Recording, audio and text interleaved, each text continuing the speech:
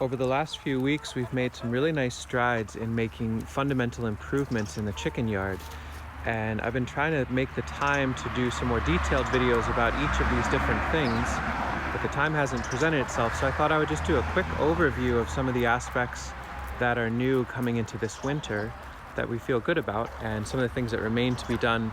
One really simple highlight that should work for a little while until things freeze solid. You can see this white lady enjoying renewable watering fountain. We got to dump it out again there, but that hose goes back to this rainwater tank. And I realized I have to drain the rainwater tank for the winter, but it hasn't been super cold, so I just opened the valve just a little bit so that it drips every little while, and they can drink out of it more or less continuously from here. We can dump that out. We've got a little debris, but not too bad. So it's a little renewable water fountain while we slowly drain the rainwater tank for the winter. Just processed a ton of older persimmon fruit to get the seed from them, and so they've had these trays now for a few days. They really seem to like it periodically, of sweet persimmon pulp. That's kind of a nice little treat, after Thanksgiving treat. We're still fully committed to the picture of trying to use whole grains as much as possible. Sasha soaks them each night. Sometimes there's cracked grain in there, but we soak it for one evening and dump it out on these really deep beds of wood chips and hay and leaves. And we've talked about this extensively in other videos, but I just wanted to reaffirm that this system is still working even as we go from fall into winter. They'll eat as much as they want. They really enjoy eating it without any effort early in the morning, and then we'll use the hay fork and fold it into the leaves and wood chips. And then they have to work for it just a little bit as it sprouts. And for years now, that system has worked beautifully for us and for them. Just a random sampling, but pretty much everywhere in here. Yes, in this case, it looks like it's mainly millet that's starting to sprout. With enough time, it'll green up, but with the number of hens we have, it tends to just get to a place where it's a nice little sprout before they find it. And it's really quite a nice, very simple system. We're still using this back area for food scraps. It hasn't gotten so cold that we need to get them in their winter run. And so they're out here enjoying. And soon enough, we'll move this whole process into our renovated winter run, which I'll talk about next. This winter run will be where we're focusing much more attention as it gets colder. Probably in the next week or so, most of the activity will migrate into this space.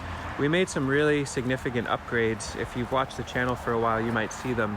The end walls are framed out in wood now, so some of this plastic is actually committed to be on here as a year-round covering. We've got a simple but more effective door system and a way to have really nice composting pipelines on the inside. We'll share a lot more notes on a video on that soon enough. I took a lot of different little snippets as we were building this, and it's still under $10 for this 12-foot by 20-foot by 8-foot tall covered space for winter compost production and hen comfort. Got most of the crates of tree seeds buried. This is another area that I'll share more notes in another video, but these are settled in for the winter. We'll spread out the rest of these leaves soon and get a cap over that, but there are maybe 10 to 15,000 tree seeds ready for sleep, and with a new labeling system, which I'll explain later on. We took the cattle panels that made up the original winter run, the smaller one that was replaced by the much larger one, and converted 3 of them into a really simple but pretty effective open space to cache dry materials for them. So hay for their bedding, as well as some of the leaf bags that we picked up this fall that were really dry, are all cached in here. So all winter we should be able to have an easy movable source of carbon that is protected from the rain and snow and open from both ends, so we can access from both sides with tons of airflow underneath to keep things from getting wet, and also to give a space for the chickens to hide if they need to. Nothing to write home about from an aesthetic standpoint. Certainly a lot of folks would probably find all this random scraps of plastic pretty ugly, but these are all reclaimed bits. They were getting thrown out. They were on their way to the landfill from some local farms, and so they're getting to have this other life here